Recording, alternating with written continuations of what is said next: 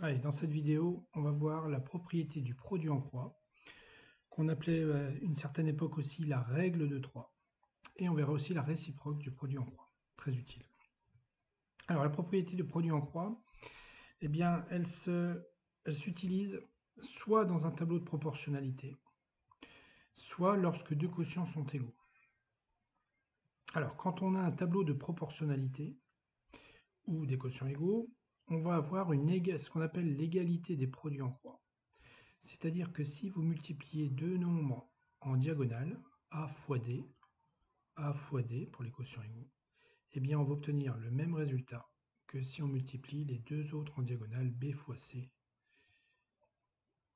avec les quotients égaux. Alors cette égalité-là, elle est très pratique pour calculer un des quatre nombres. Par exemple, si je veux calculer le nombre a, je vais faire b fois c divisé par d. Si maintenant je veux calculer le nombre b, je vais faire a fois d divisé par c. Et ainsi de suite. C égale a fois d divisé par b, et ainsi de suite. Alors, on va voir des exemples d'utilisation de cette propriété. Par exemple, j'ai un tableau de proportionnalité dans lequel il y a une valeur qui est inconnue, x. Donc, je vais appliquer ce qu'on vient de voir. Pour calculer x, je multiplie les nombres en diagonale, 6 fois 15, et je divise par le troisième nombre, 9. Donc, on peut faire une sorte de flèche comme ça pour s'en rappeler. On multiplie les deux nombres en diagonale et on divise par la troisième valeur, 9. Donc x égale 6 fois 15 divisé par 9. Et quand on calcule, ça donne 10.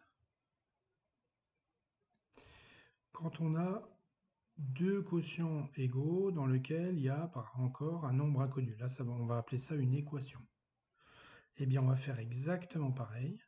Pour trouver la valeur inconnue, on va multiplier les deux nombres en diagonale. On ne peut pas se tromper, il n'y en a que deux qui sont en diagonale.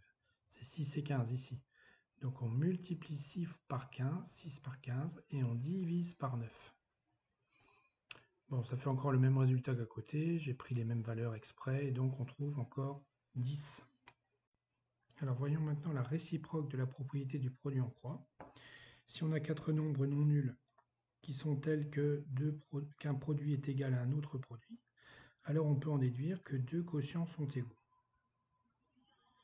Bon, on va voir des exemples, ce sera peut-être plus clair.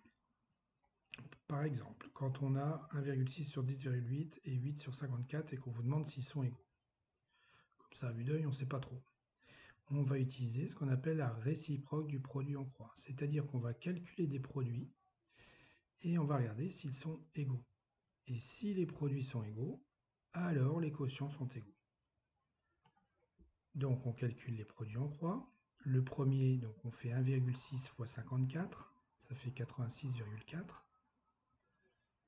Puis en dessous, on calcule l'autre produit, 8 fois 10,8, c'est-à-dire on prend les nombres en diagonale, on les multiplie. 8 fois 10,8, ça fait aussi 86,4. Donc comme ces deux produits, ces deux multiplications sont égales, eh bien on peut en conclure que les quotients de départ sont égaux. Un autre exemple, avec deux autres quotients. Pour savoir s'ils sont égaux, je multiplie le numérateur de l'un par le dénominateur de l'autre. 11 fois 129. Ça fait 1419. Puis je calcule l'autre produit, 204 fois 7. Cette fois, on trouve 1428.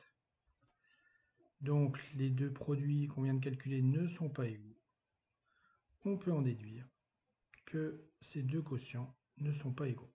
Alors, cette méthode-là, elle est très importante pour ceux qui vont voir la réciproque du théorème de Thalès. On va utiliser cette propriété pour la réciproque du théorème de Thalès.